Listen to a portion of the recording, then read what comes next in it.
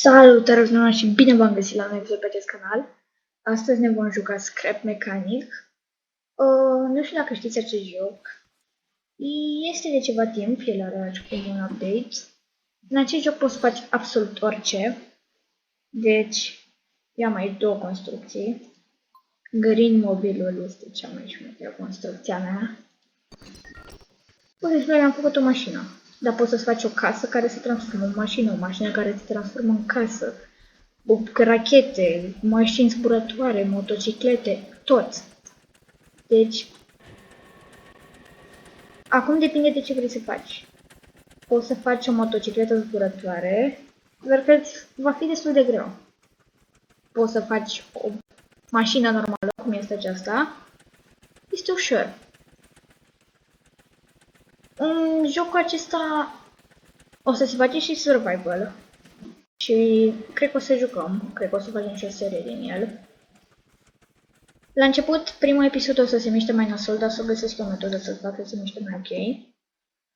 Acum hai să vedem ce construcții. Deci, facem așa, îi dăm delete, să scăpăm de ea, dar noi încă mai avem aici salvată. Hai să pun asta aici, decorbarul, stă blocat acolo, e ok.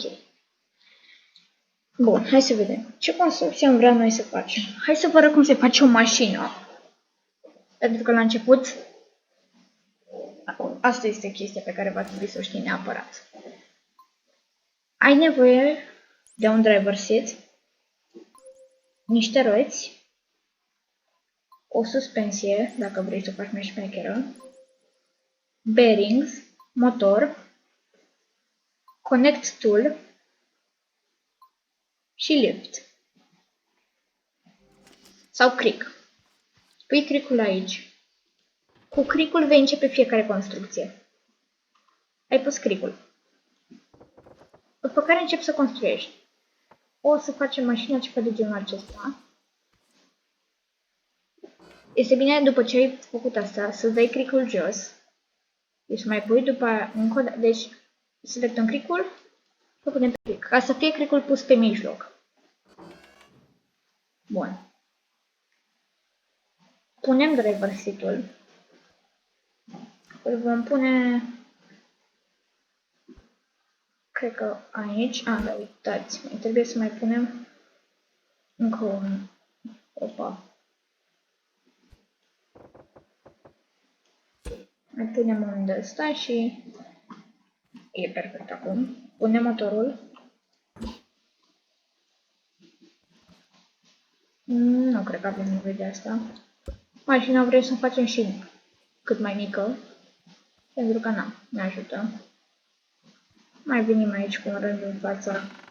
Opa. Bun. Și acum. Ce vom face? Vom pune aici un bearing. Un cub. Deci, ca să faci mașina să cotească, pui un bearing. Deci, chestia asta o pui aici.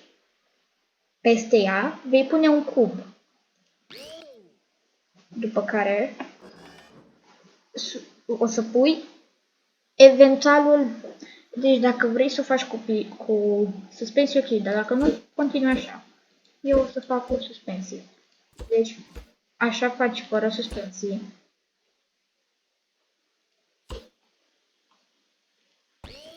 Dacă nu vrei suspensii la mașină. Opa. Bun. Așa faci cu suspensii. Pui suspensia. Pui un bloc. Pui un bearing pe acest bloc către exterior. Exact așa. Mai pui roata. Facem exact aceeași chestie și în partea stângă. Va trebui să pui bearing-ul acesta aici, doar pe partea de față. Acest bearing te ajută mașina să cotească. În spate nu pui, că n-ai de ce. Și aici, după cum v-am zis, în spate nu mai trebuie să ne punem bearing. Venim. Punem și asta. Nu durează așa de mult să faci o mașină.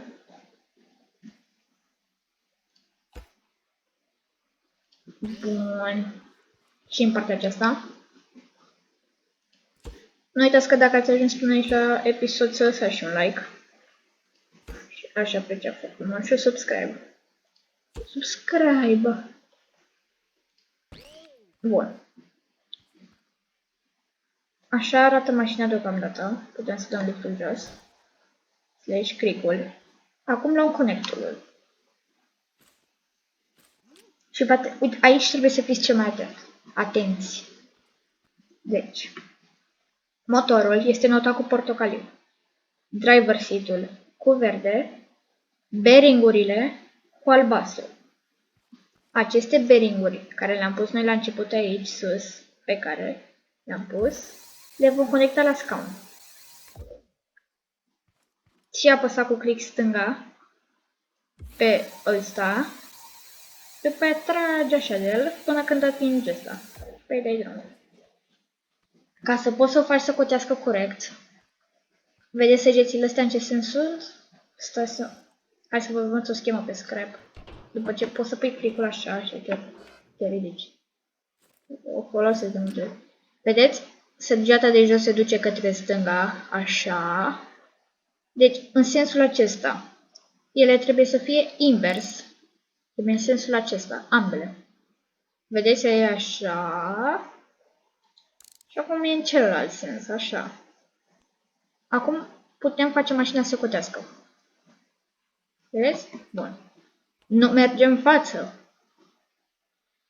Acum conectăm scaunul la motor. Motorul îl conectăm de asemenea la fiecare bearing de la roți. Ăsta aici. Ăsta aici.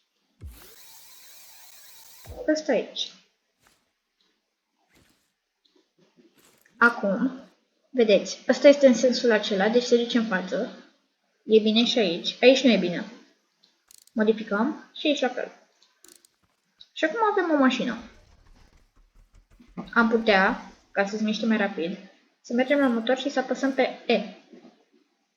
Vedeți, e foarte low. Putem să o punem cam aici. Și acum se mișcă mai rapid.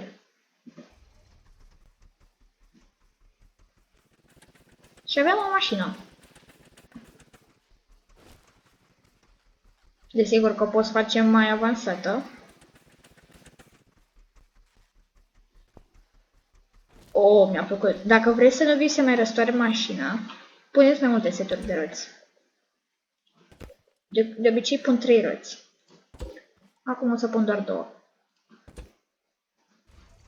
Și se răstoară mai greu. Și ca să nu se vi să răstoarne în față sau spate, faceți asta. Pac, pac. Pac, pac, pac, pac. Puneți câte o chestie de genul și nu vie să mai răstoarnă. În față nu trebuie să pun. În spate mai mult.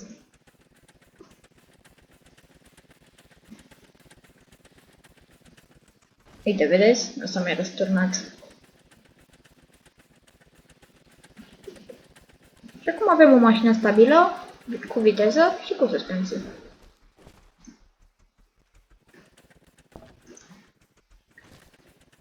Mamă, ce... Wow, stai. Bun. Cred că aici o să încheie videoclipul. Nu uitați că dacă v-a plăcut acest videoclip să lăsați un like, un subscribe și noi o să ne vedem data viitoare. Pa, pa!